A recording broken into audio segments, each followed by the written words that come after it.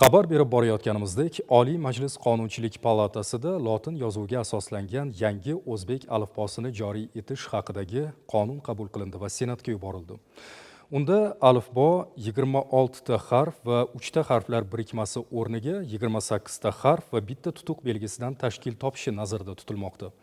Mazkur islohotlarning tub mazmun mohiyati milliy yozuvimizni raqamli davr talablariga moslashtirish. Rasmiy hujjatlardagi chalkashliklarga chek qo'yishga qaratilgan. Xo'sh, bu o'zgarishlar amaliyotda ta'lim tizimi va ish yuritishda qanday aks etadi? Batafsil muxbirimiz Iroda Odiljonova lavhasida tanishasiz.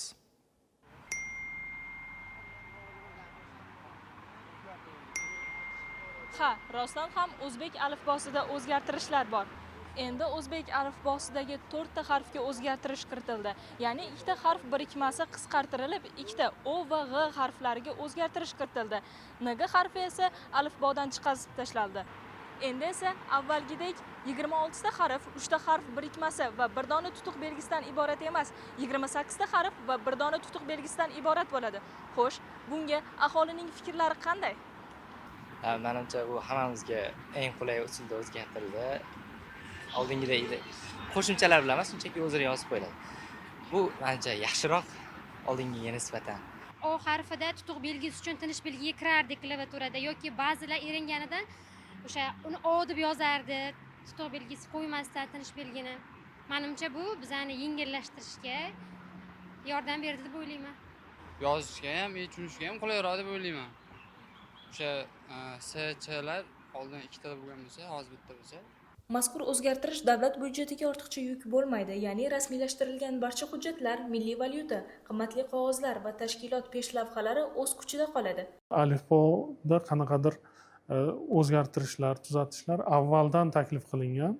Turli fikrlar, taklif, e'tirozlar, tavsiyalar to'planib ketgandan keyin bir keng muhokamaga qo'yildi va nafaqat mutaxassislar, balki keng jamoatchilik, qiziquvchilardan ham fikrlar to'plandi. Bu jihatdan ancha ochiq muhokama bo'ldi alifbo deya olaman.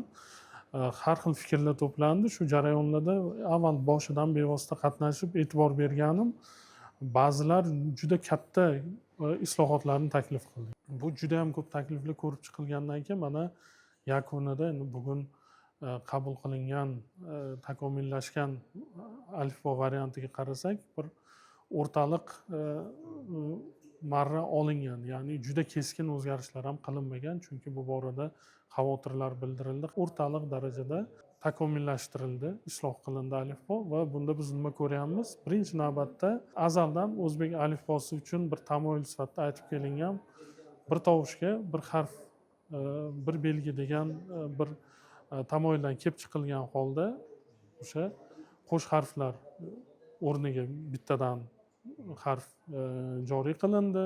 Bundan tashqari raqamli sohada ishlaydiganlar, kompyuter, telefonda klaviaturadan foydalanib matn teradigan, dasturchilik sohasida ishlaydigan yoki bo'lmasam sun'iy ong texnologiyalar bilan ishlaydiganlarda qiyinchilik tug'diradigan O va G harflari isloh qilindi.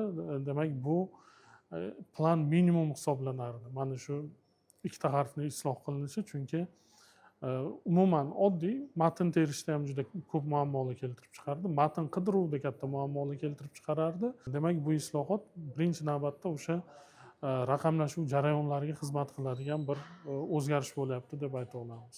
Mutaxassislarning fikricha, bunday bosqichma-bosqich o'tish yondashuvi davlat organlarida hujjatlar va ramziy belgilarni birdaniga almashtirish bilan bog'liq katta xarajatlarning oldini olishga xizmat qiladi.